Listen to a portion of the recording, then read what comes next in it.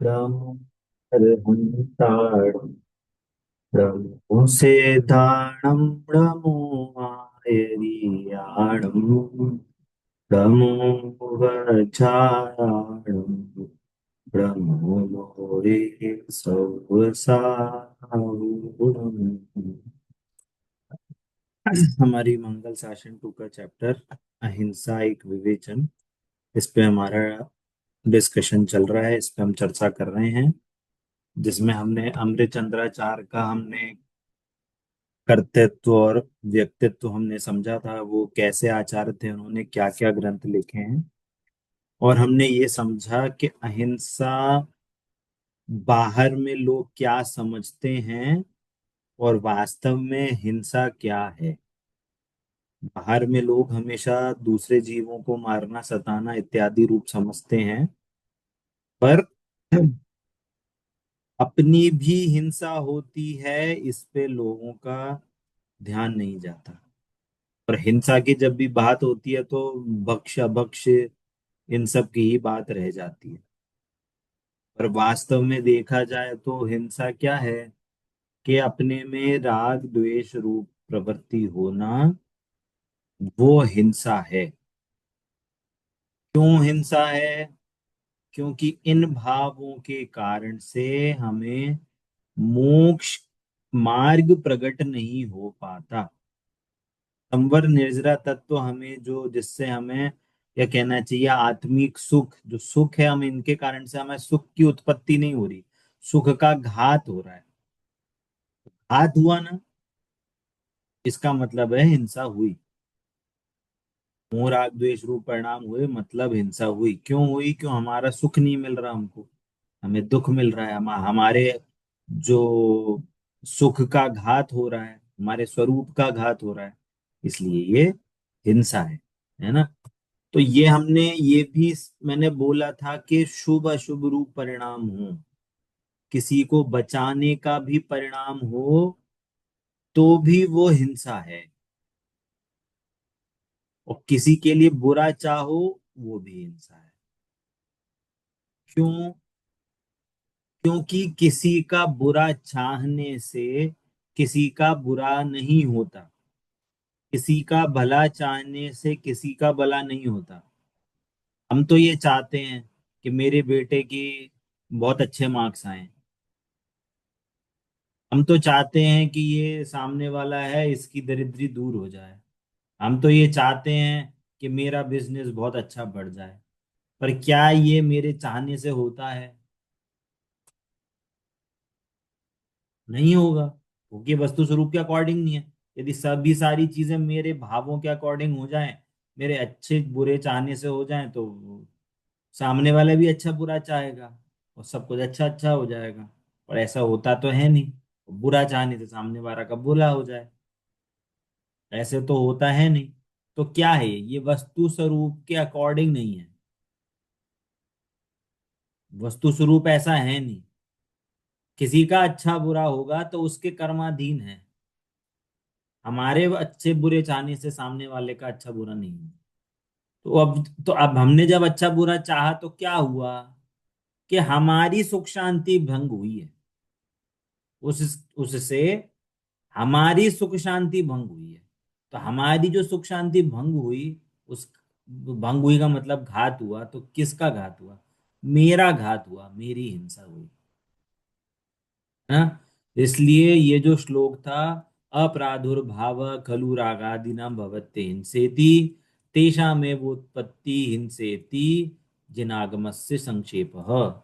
ये श्लोक बहुत इंपॉर्टेंट है, याद हो जाना चाहिए, कंठस्थ हो जाना चाहिए।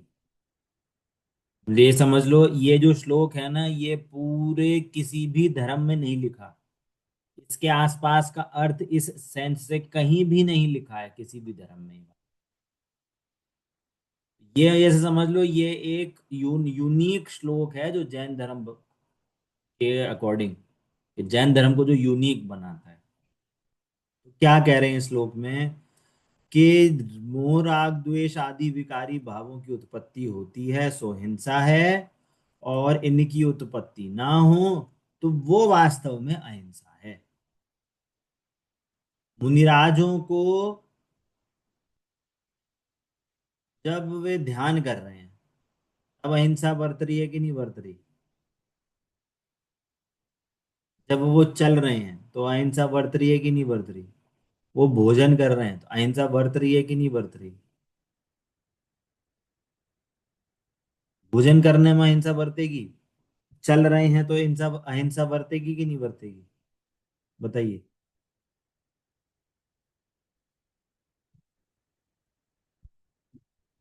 नहीं आया क्वेश्चन समझ में? क्वेश्चन समझ में आया? मुनिराज, अच्छा मुनिराज जब ध्यान कर रहे हैं तो अहिंसा बरत रही है कि नहीं बरत रही? अहिंसा का पालन हो रहा है कि नहीं हो रहा? ध्यान में मग्न है तो हो रहा है। और जब वो चल रहे हैं तब अहिंसा का तब पालन हो रहा है नहीं हो रहा? जब भोजन कर रहे हैं तो अहिंसा का वो पालन हो रहा है नहीं हो वो देख के और बहुत संभाल के चलते हैं, प्रासुक करके बैठते हैं कोई भी जगह को। उनका उद्देश्य रहा? जीव बात रक्षा का ही होता है। ना, यहाँ पे हिंसा किसको कह रहे हैं? हमने अभी क्या कहा कि किसी के बुरा भला चाहने से हिंसा हिंसा नहीं होती। ऐसे एक एग्जाम्पल समझो, एक व्यक्ति ने गोली मारी एक व्यक्ति को, और गोली एकदम बगल के कान से यहां से बस 1 सेंटीमीटर दूर से निकली, हिंसा हुई कि नहीं हुई? हिंसा तो हुई, हाँ, क्योंकि उसके भाव वो हिंसा। लेने लगी। लेकिन उसके भाव तो थे ना उसको मारने के। तो तो हिंसा कहाँ हुई? वो आदमी मरा ही नहीं वो तो। भाव हिंसा तो हुई। उसके है? भाव तो वो हुए ना, उसको मारने के लिए जो भाव उत्पन्न हुए वो तो हाँ, हिंसा हुई। मुनिराज चल रहे हैं तो हिंसा हुई कि नहीं हुई? पैर के नीचे कीड़ा आ गया हाँ हाँ, आ ही जाता है वो। तो हिंसा हुई कि हिंसा तो नहीं हुई? हुई थी वही। क्यों हुई? अभी अभी का वहां बोल रहे मतलब थे। भैया, अभी आत्मा एक में एक सेकंड, एक लीन सेकंड। होने। अभी आपने बोला वहां पे जीव नहीं मरा तो हिंसा हो गई,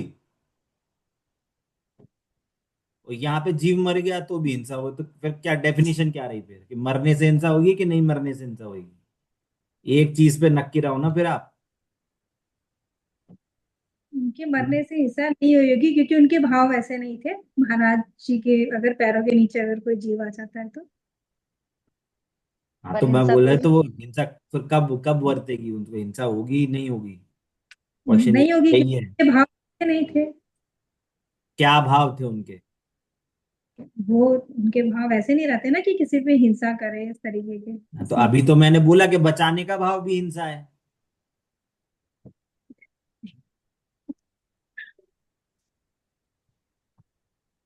ये जैन धर्म बड़ा अटपटा है। आपको गहरे पानी में उतरना पड़ेगा, वो ऊपर ऊपर से बात नहीं चलेगी। अब वो पुरानी पढ़ाई अब वो अपनी जगह पे है, बट ये वाला जो चैप्टर है उस लोगों के पैरों के नीचे से जमीन खिसक जाती है। समझ में नहीं आता क्या बात की हिंसा समझा रहे हो। हाँ अमिता जी, क्या पूछ रहे थे आप? मैं ये बोल रही थी कि इसका मतलब आत्मा में लीन होने के अलावा जितने भी कार्य हैं, जितने भी राग द्वेष से लिप्त हैं, जो हम्म। वो सभी फिर हिंसा ही है। हाँ हाँ, तो बोल तो रहे मोह सिर्फ राग द्वेष। आत्म ध्यान, बस मोह सिर्फ राग, कोई आत्मा भी में राग लीन द्वेष रहना। होगा, कोई भी राग द्वेष परिणाम होगा वो हिंसा है। मतलब अपनी आत्मा में लीन रहना, एक वही जो है, जो आत्म ध्यान हाँ, करना, अभी बस मैं उस पे उसको आ गया। छोड़ के बाकी जितने भी कार्य हैं सब हिंसा ही हुए। अब पॉइंट क्या होती है, हमारी दृष्टि हमेशा शरीर की एक्टिविटी पे हिंसा रखती है। यहाँ पे क्या बोल रहे हैं, शरीर की एक्टिविटी से हिंसा होती ही नहीं। आपने गोली मारी, सामने वाला जीव नहीं मरा, आपको उसको मारने की हिंसा का पाप लग गया, लग गया। पाप बंद हो गया आपको, भले ही सामने वाला नहीं मरा। राजा सैनिक ने वो मुनिराज पे सर्प डाला, तो कितने मुनिराजों के घात का पाप लगा उसे?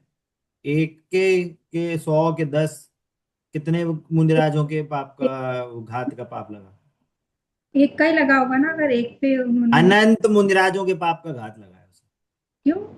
आप तो एक का ही उसको कह रहे थे। मुनि धर्म से चिढ़ थी कि ये झूठे अच्छा, होते हैं। तब। दूसरा, उसने उनको मारने का भाव नहीं था, उनको उपसर्ग पे उपसर्ग लगाया उन पे। तो उनकी साधना छेदने का भाव था उस पे। ये ढोंगी बाबा है, ये ध्यान में नहीं, हमें पता है जो उठ जाएगा, पर उठे नहीं, वो अलग बात है। इसलिए उसको सात, उस राजा श्रेणी को सातवें नरक का बंध हुआ था। और जो हस्तिनापुर आदि में जो ये राजा थे, चार राजा जिन्होंने कंपनाचार आदि मुनिराज, 700 मुनिराजों पे अपसर्ग किया था, उनको उनको कम बंद हुआ था, क्योंकि उनको सिर्फ उतने ही मुनिराजों का उपसर्ग किया। वो नरक का मेरे को आगे याद नहीं कि नरक का बंद हुआ था कि नहीं, पर उनको सातवें नरक का बंद नहीं हुआ उसको, क्योंकि उनको सिर्फ 300 उन्हीं मुनिराजों से द्वेष था। पॉइंट क्या है? बाहर में हिंसा होए चाहे ना होए, अंदर में यदि आपके परिणाम विद्यमान हैं तो हिंसा का पाप लगता है। ये पहले नक्की करना है हमको। बाहर में जीव मरे चाहे नहीं मरे, आप में यदि प्रमाद है, आपके ज्ञान में यदि असावधानी है, आपके राग द्वेष हो रहे हैं, तो आपको हिंसा का पाप लगेगा। दूसरी बात, ये तो हिंसा हुई। आगे जो बाकी पांच पाप में से बाकी चार जो पाप है, क्या हिंसा के साथ अलग क्या है? चोरी, झूठ, चोरी, कुशील और परिग्रह, ये भी वास्तव में हिंसा के ही अलग रूप हैं। क्या समझ में आया? झूठ बोलना,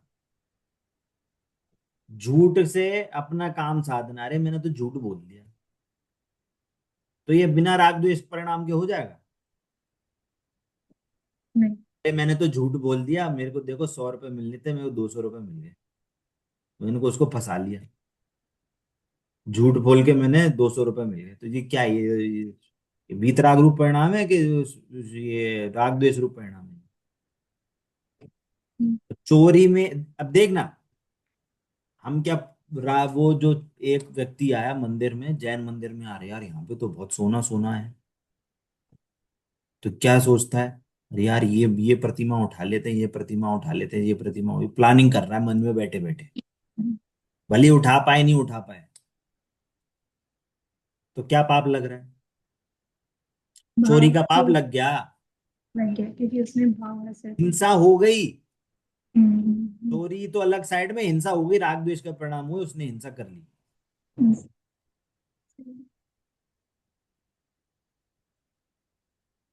समझ में आई बात? झूठ, झूठ, ये हो गया झूठ, मायाचारी हुआ, मायाचारी। चोरी कर लो, झूठ बोलना, अरे हम ऐसा बोल देंगे। अब अपन जैसे मान लो कोई आए, बहस हो गई, फिर अपन क्या बोल रहे हैं?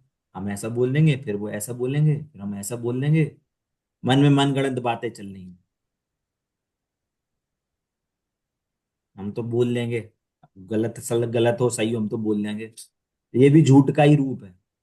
भले ही अब आप उसके सामने आए, उसके सामने कुछ बात ही नहीं हुई, हाय हो जहलो जय जिनेंद हो गई, और बढ़िया हंसते मुस्ते खेलते चले गए। वो उसका क्या हुआ जो प्लानिंग चली? फालतू के भाव हुए कि नहीं हुए? फालतू की हिंसा हो गई, हिंसा, अपने स्वरूप की हिंसा हो गई। वो बाहर में भले वो एग्जिस्ट, मतलब वो एक्टिविटी हुई हो चाहे ना हुई हो। समझ में आ रही बात? कुशील, सेम चीज कुशील के साथ। कह रहे वो दो, अब कोई लड़का लड़की हो तो मिले, दो कितनी अच्छी लड़की है, ये ऐसी है, ये वो ऐसी है, भले ही उसके साथ कोई रिलेशन नहीं है, भले ही उसके साथ आप उसको भोग नहीं सकते, कुछ नहीं कर सकते, पर मन में भाव आ गए ना, कुशील हो गया। तो आजकल जो अपन ये बोलते हैं कि इंस्टाग्राम फेसबुक पे ये सब चीजें चल रही है ना, आप सामने कुशील चल रहा है, आप अपन देख रहे हैं जो। और परिग्रह, परिग्रह में क्या है? इसमें भी हिंसा है। अरे यार कितनी अच्छी साड़ी लग रही है, अरे कितनी अच्छी शर्ट लग रही है, अरे यार ये भी ऐसे ही ले लेते हैं, अरे यार टीवी ले लेते हैं, अरे नहीं गाड़ कार ले लेते हैं, अरे ये ले लेते हैं, ये देख लो कितना अच्छा नेकलेस लग रहा है इनका, ये भी ले लेते हैं। भले ले पाए नहीं ले पाए, कुछ कर पाए नहीं कर पाए, आपका भाव हुआ, हो गई परिग्रह का पाप लग गया, हिंसा हो गई। समझ में आया? हिंसा अकेला सिर्फ हिंसा किसी को मारने सताने गुस्सा करने में हिंसा नहीं हो रही, पांचों पाप हिंसा रूप ही हैं। हिंसा झूठ चोरी कुशील परिग्रह ये सारे सारे पाप हिंसा रूप है, सब में हिंसा है। क्यों? क्योंकि सब में राग द्वेष रूप परिणाम होते हैं। मेरे को ये मिल जाए, मेरे को ऐसी चीज मिल जाए, मैं उसको झूठ बोल दूंगा, मायाचारी, है ना, लोभ मान कषाय, सब ये सब चीजें चलती हैं। मान कषाय से परिग्रह होता है, मान कषाय से लोग झूठ बोलते हैं, राग द्वेष रूप परिणाम है सारे के सारे। तो कोई भी परिणाम हो, पांच पाप रूप हो परिणाम हो, तो वो हिंसा रूप ही है। क्यों? क्योंकि उससे हमारी सुख शांति भंग हो रही है, हमारा मोक्ष मार्ग प्रकट नहीं हो पा रहा। समझ में आ रही है बात? है ना? देखो आगे क्या कह रहे हैं, यही बात कह रहे हैं।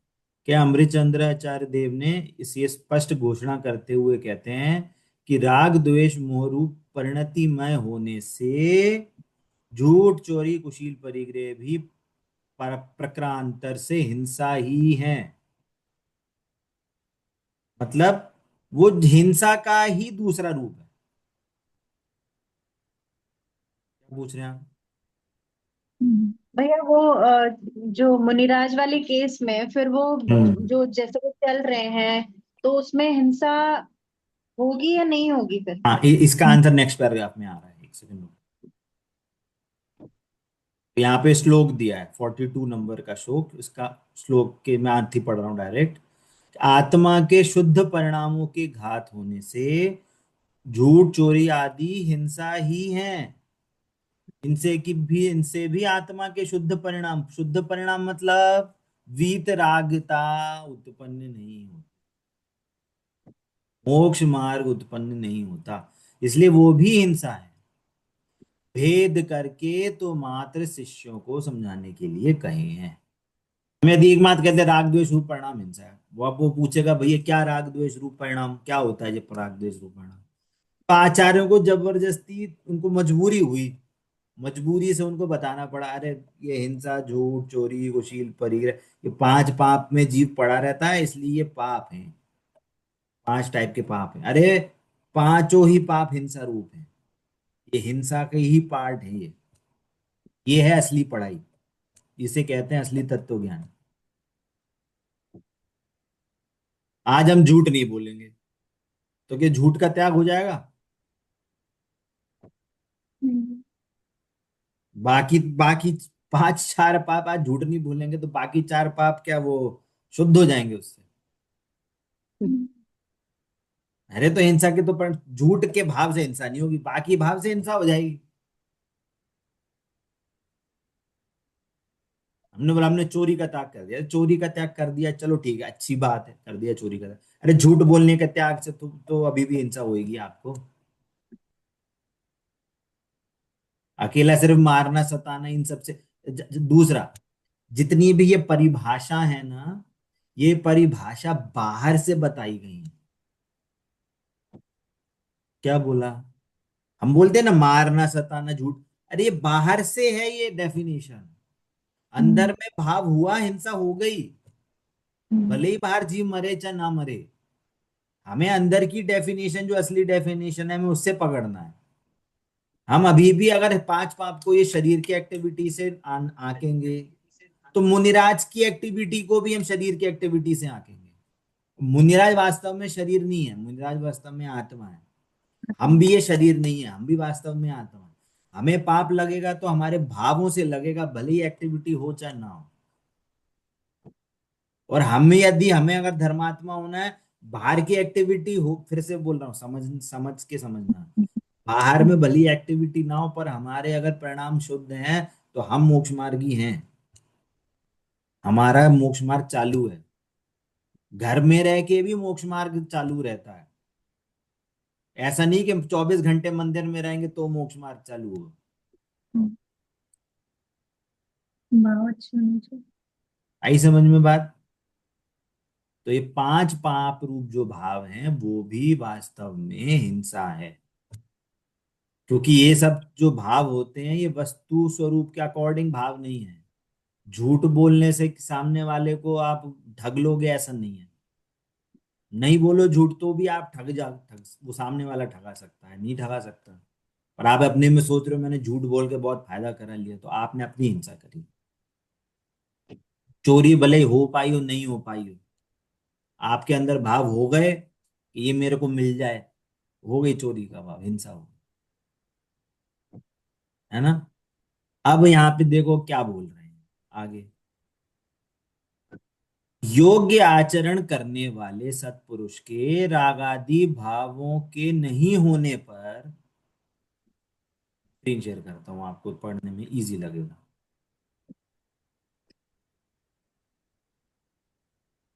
क्या बोला? स्क्रीन दिख रही है? अभी नहीं, हाँ आप दिख रहे हो। ठीक है, क्या बोल रहे हैं?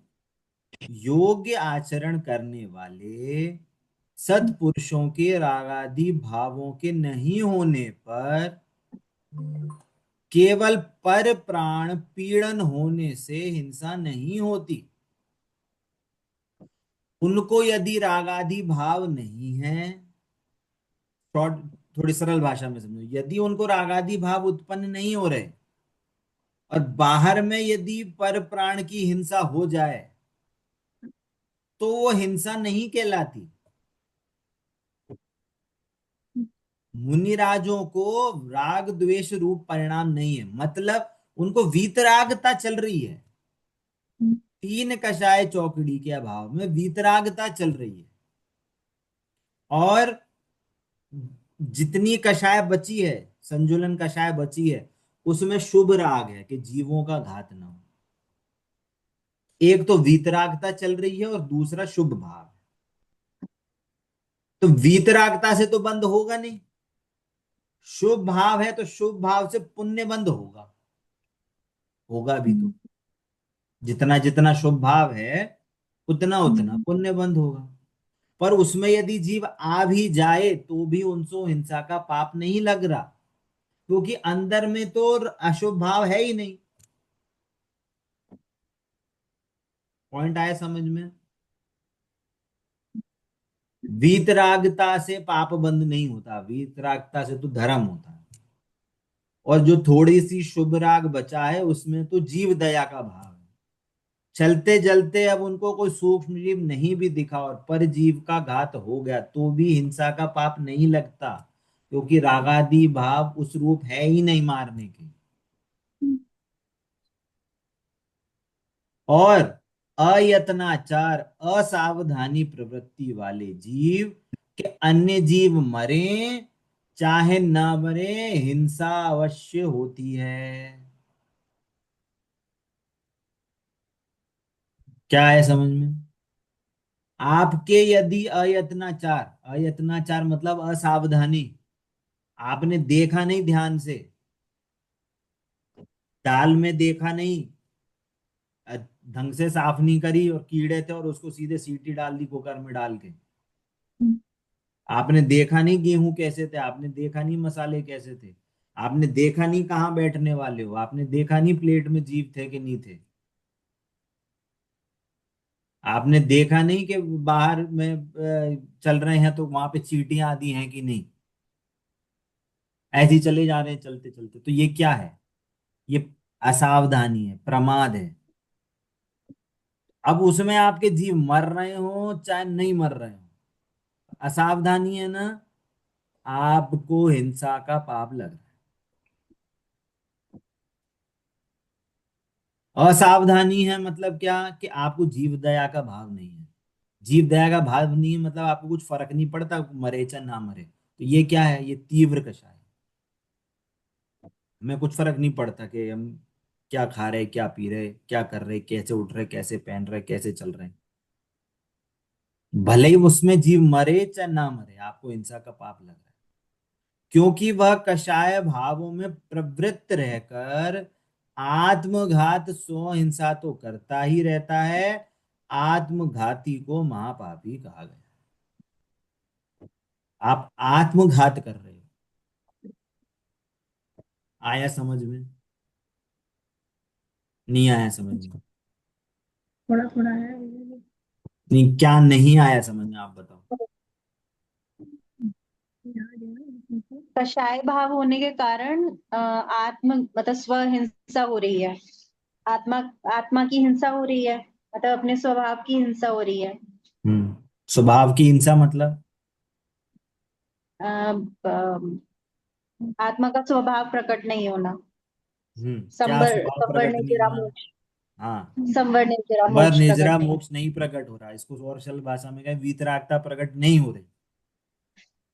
अब कैसे भी भाव हो तो हिंसा है। और ऐसे भाव हो और बाहर में पर प्राण का घात हो भी जावे तो भी उसको हिंसा का पाप नहीं लगे।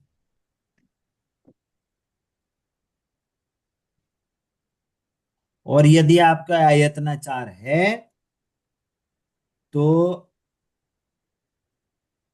भले ही जीव मरे चाहे नहीं मरे तो आपको पाप लगेगा। अच्छा, यदि हम ये माने, एक कहना चाहिए कि एक सिचुएशन लेके चलें कि हम ये माने कि नहीं, जीव के मरने से पाप होता है, एक एग्जांपल। अब अगर ऐसा माने तो मान लो कोई भी अगर प्राकृतिक कंडीशन होती है, मान लो बारिश हो गई, बारिश हुई, चींटी मर गई। चींटियां कीड़े मकोड़े मरते हैं पानी से, तो उनको फिर हिंसा का पाप किसको लगेगा? यदि परजीवों के घात से हिंसा होती हो तो क्या हुआ? अर्थक्वेक आ गया, कितने जीव जंतु मरेंगे? बारिश हो गई, कितने जीव जंतु मरेंगे? बहुत सारे मरेंगे, असंख्यात मरेंगे। उनके हिंसा का पाप किसको लगेगा?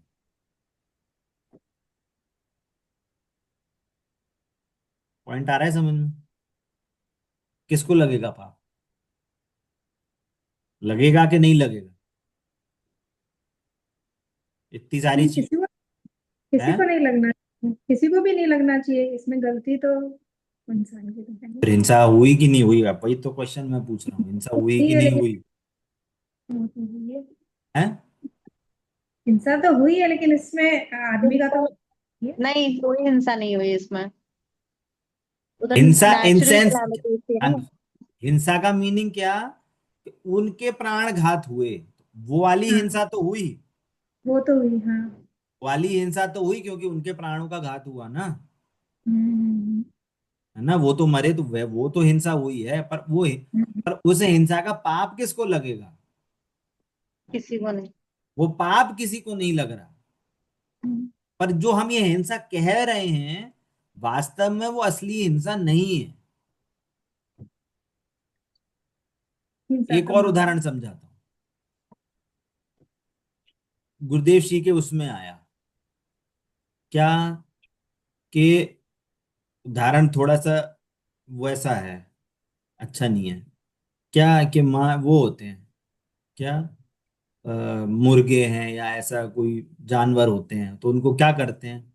उनको मार के, है ना, उनकी ऐसी खाल उतार के उसमें सरिया डाल देते हैं और उसमें पकाते हैं उसको। तो जब ये हम्म, काम करते हैं तो क्या होता है? उसको दर्द होता है, भयंकर दर्द होता है। तो अब क्वेश्चन ये है कि वो क्यों दुखी है?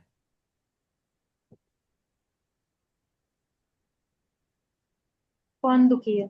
वो जीव, मान लो फॉर एग्जांपल, जो बछड़ा है या कोई है, कोई भी ऐसी जानवर है, उसको हमने ऐसे, किसी जीव ने ऐसे करा, है ना, एक सरिया आर पार डाल दी। हम्म, अब उस वो दुखी क्यों है? उसकी हिंसा किसका पाप किसको लग रहा है? जिसने सरिया डाला है उसी को लगेगा। हाँ, अब यहाँ पे समझने वाली बात है। जो वो जीव है ना, वो उसके कारण से, उस आदमी के कारण से दुखी नहीं है, अपने राग द्वेष परिणाम के कारण दुखी है वो। स्वयं को शरीर मान।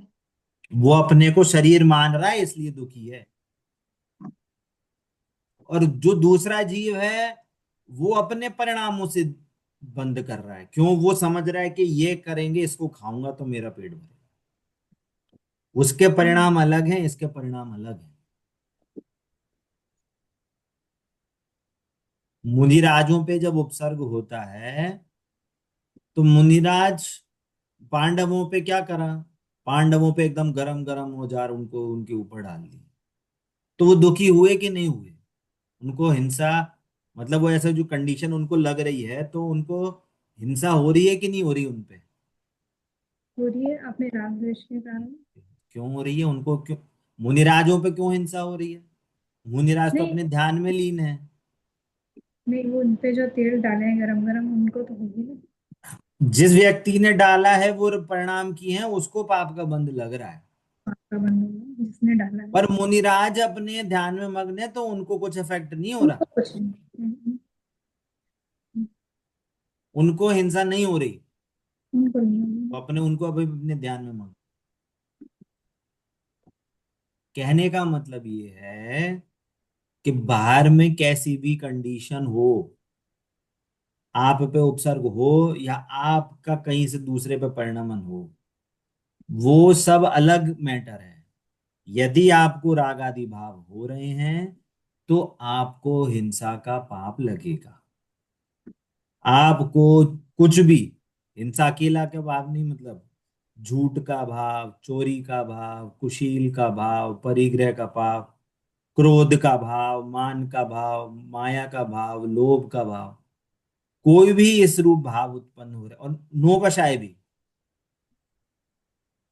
नो कषाय रूप भी भाव हो रहे हैं। रति अरति शोक भय जुगुप्सा स्त्री वेद पुरुष वेद नपुंसक, इन इन रूप भी यदि भाव हो रहे हैं तो आपको हिंसा का पाप लग रहा है। समझ में आ रही है बात? है ना? हाँ। अब यहाँ पे एक क्वेश्चन उठ रहा है। अब आपको आपको भी क्वेश्चन उठेगा। यदि ऐसा है कि बाहर में किसी को कुछ मरे, कोई जीव मरे चाहे ना मरे, उससे हिंसा का भाव नहीं है, तो बस अपने परिणाम शुद्ध रखो, खाओ पियो मौज करो, क्या अंतर पड़ रहा है? यदि बाहर की कुछ हिंसा हो नहीं हो उससे कुछ फर्क नहीं पड़ रहा, तो अपने अपन भाव शुद्ध रखो और अपने आप बढ़िया खाओ पियो मौज करो, क्या दिक्कत है इसमें? है? तो हिंसा नहीं होगी, अपन अपने भाव शुद्ध रखेंगे। सही है कि नहीं बात? यहाँ पे यही क्वेश्चन पूछ रहे हैं। यहाँ कोई कहता है कि जब दूसरे जीव के मरने या न मरने से हिंसा का कोई संबंध नहीं है, तो फिर हिंसा के कार्यों की बचने की क्या आवश्यकता है? मतलब कि हम फिर पानी क्यों छाने? आलू हम खाओ बढ़िया आराम से, मरे नहीं मरे हमारे परिणाम तो शुद्ध है। नहीं, नहीं। बस हम्म। परिणाम शुद्ध ही रखो, क्या दिक्कत है उसमें? हम्म। यदि मेरे को मेरे परिणाम से यदि मेरे को पाप लगता है तो मैं अपने परिणाम शुद्ध रखूंगा। लेकिन ये सावधानी जो करी हुई है उससे तो पाप लगेगा ही ना। यही तो क्वेश्चन पूछ रहे हैं, अब इसका आंसर है आगे ना। हम्म। अभी इसका आंसर क्या है, अभी मैं शॉर्ट में समझाता हूँ, टाइम थोड़ा कम रह गया है ना? जैसे कोई वो है, मरीज है, मरीज है ना? तो मरीज का क्या उपाय रहता है? बुखार आया है बहुत तेज, तो मरीज को बुखार आया 103 104, क्या हुई? दवाई से थोड़ा सा बुखार कम हो गया, हम्म। है ना, 102 आ गया। तो अभी हम आपको बोले चलो दौड़ के चलो, बढ़िया बढ़िया एकदम बढ़िया काम करते हैं, एकदम मंदिर की सेवा करते हैं, चलो पूजन करते हैं, भक्ति करते हैं, सब करते हैं, तो कर लेगा क्या 102 के बुखार पे? नहीं करेगा। पॉइंट ये है कि मतलब अभी उसकी ताकत नहीं है। हम्म। अभी उसको कुछ काम करने बोलेंगे तो वो अभी वापस से बुखार चढ़ जाएगा उसको, और वो कुछ काम नहीं कर पाएगा, क्योंकि उसकी ताकत ही नहीं है अभी।